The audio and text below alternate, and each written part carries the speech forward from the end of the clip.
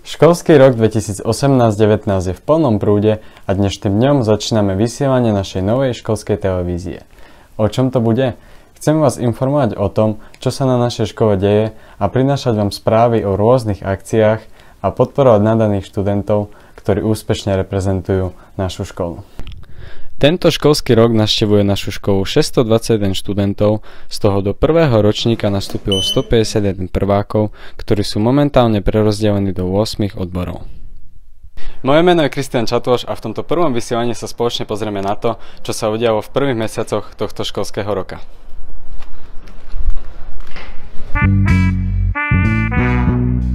V dôsledku blížiacich sa volieb do Európskeho parlamentu, ktoré sa budú konať v máji tohto roku, sa naši juniorskí ambasadori zúčastnili konferenčného rozhovoru s europoslankyňou pani Monikou Beňovou. Z tejto akcie vám ponúkame krátky záznam. Dobrý deň. Tak, som veľmi rád, že vás môžem v mene ambasadorov Európskeho parlamentu privítať na tomto konferenčnom rozhovore ohľadom volieb do Európskeho parlamentu, ktoré sa uskutočnia máji budúceho roka. My ako študenti Spojenej školy v Prešove sme si teraz pripravili zo pár otázok, ktoré nás zaujímajú a radi by sme sa od vás dozvedeli, ako to funguje v Európskom parlamente. Európsky parlament ako jeden z hlavných inštitúcií Európskej únie pripravil vzdelávací program pre stredné školy pod názvom Ambasadorská škola Európskeho parlamentu, v skratke EPAS. 15. februára sa naši juniorskí ambasadori zúčastnia pracovného dňa v Európskom parlamente. Cieľom tohto programu je zvýšiť povedomie mladých ľudí o Európskej únii, zvýšiť ich záujem o európske dianie, ako aj aktívne zapájanie sa doň. Vrátane vyššej účasti mladých ľudí v eurovoľbách v roku 2019. Keďže sa skúšobné voľby do Európskeho parlamentu budú konať aj na našej škole, v súvislosti s tým sme sa opýtali pani učiteľky Vyboščokovej, ako to bude u nás prebiehať. Simulované voľby do Európskeho parlamentu sa budú konať v rámci projektu EPAS, do ktorého sme sa začiatkom školského roka zapojili. A týmto simulovaným voľbám bude predchádzať mimoriadna kampaň, už ako vidíme na tejto nástenke. Juniorskí ambasadori budú sa snažiť oboznámiť všetkých žiakov našej školy o tom, že kto ide alebo kto kandiduje za poslanca do Európskeho parlamentu, prečo je dôležité týchto ľudí poznať a vybrať si ich správne.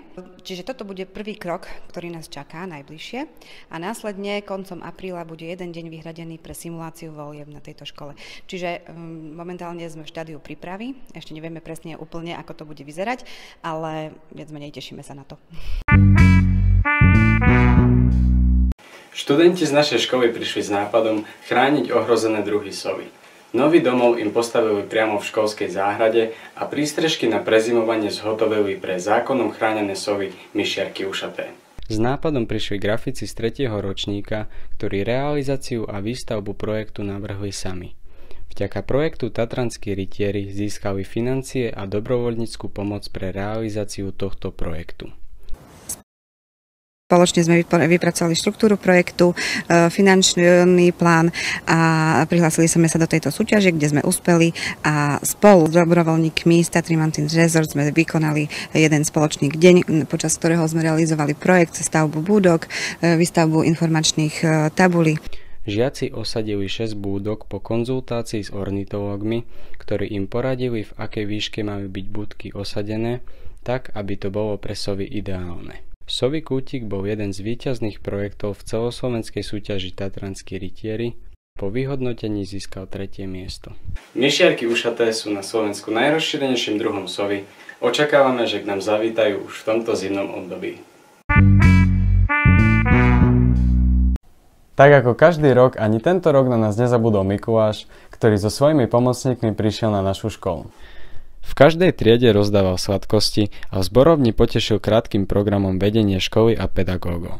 Vianočným punčom sa mohli občerstviť všetci študenti na chodbe počas veľkej prestávky. 7. decembra sa stretli trojčlenné družstvá z 15 tried vo vedomostnej súťaži Pub Quiz. Celá súťaž bola rozdelená na 3 kolá, ktoré boli zamerané na všeobecný rozhľad študentov. Po ščítaní správnych odpovedí vyhrala 3. A.